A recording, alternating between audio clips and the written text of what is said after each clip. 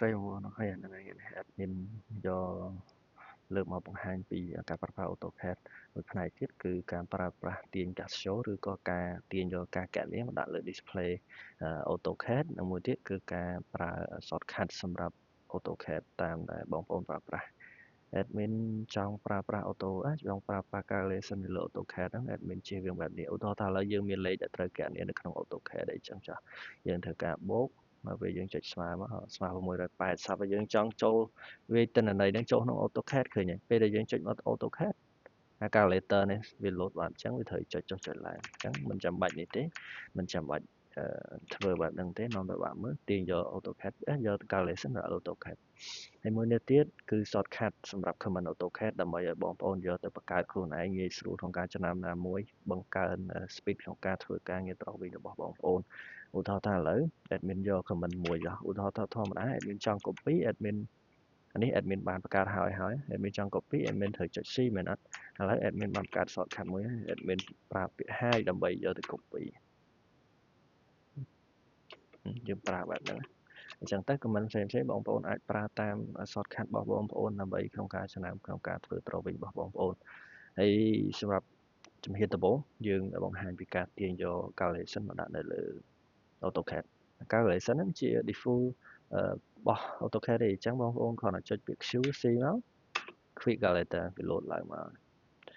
ឧទាហរណ៍ថាឥឡូវខ្ញុំមានលេខ234បូក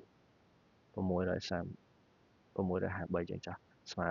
ឃើញទិន្នន័យមក655អញ្ចឹងពេលដែលខ្ញុំត្រូវវាតម្លៃលេខហ្នឹងវាអត់អានេះវានៅត្រែមានន័យថាវាអត់ load ចាំបាច់យើងចុចដូច Casio យើងអញ្ចឹង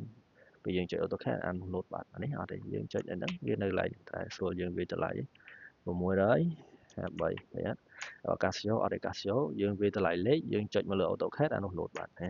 វាមានភាពងាយស្រួលចឹងពេលដែលបងប្អូនចង់បូកទិន្នន័យអីមួយដោយមិនបាច់ប្រើ Casio ប្រើអីយើងអាចប្រើលើ AutoCAD ទៅត្មងហើយមួយទៀតនោះគឺការបង្កើត shortcut ដោយដែល admin បានបង្ហាញមុនអញ្ចឹងឧទាហរណ៍ថា copy មុនដំបូង admin default របស់វាយើងមិនចុច CO copy មែនអត់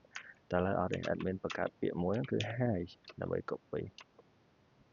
អញ្ចឹងមកហើយចង់ដឹងថាបង្កើតអានឹងធ្វើមិនដែរតោះដំបូងឡើយបងប្អូនចុចធម្មតាវានៅលើប៊ូតុង home បែបហ្នឹងប៊ូតុង home បែបហ្នឹងបងប្អូនត្រូវមើលលើពាក្យនេះ bar manage ចុចមកចែកកន្លែង edit list ចុច edit list scroll មកក្រោមបំផុត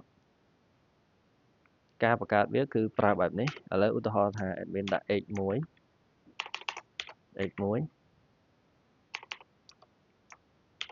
បន្ទាប់មក comma space មក space សញ្ញាផ្កាយមួយដាក់ថា move ចាំមានន័យថា admin ប្រើ shortcut hide copy x1 move តែនេះ admin ខកឧទាហរណ៍ទេបងប្អូនអាចយកទៅប្រើប្រាស់តាមអ្វីដែលបងប្អូនចំណាំរបស់បងប្អូនទៅតោះមកមើលខាងលើនេះពាក្យ file ចុចពាក្យ cell close ចុចពាក្យ rename ដើម្បី restart program មានន័យថា apply shortcut យើងចូលនៅក្នុងការប្រើប្រាស់ AutoCAD ចូល OK មកឥឡូវមិញ admin hide សម្រាប់ copy ហើយ x1 សម្រាប់ move អញ្ចឹង admin ចុច hide អញ្ចឹងមកឥឡូវ admin ចុច x1 អីយ៉ាវីដេអូហ្នឹងគឺមានតែប៉ុណ្្នឹងឯងហើយបើមានចម្ងល់អីអាចសួរបានហើយបើចូលចិត្តកុំភ្លេចជួយចុច like page share ហើយក៏ដូចជា subscribe channel YouTube នៅក្នុង description នៅលើ Facebook page បាទអរគុណច្រើនជួបគ្នានៅវីដេអូក្រោយ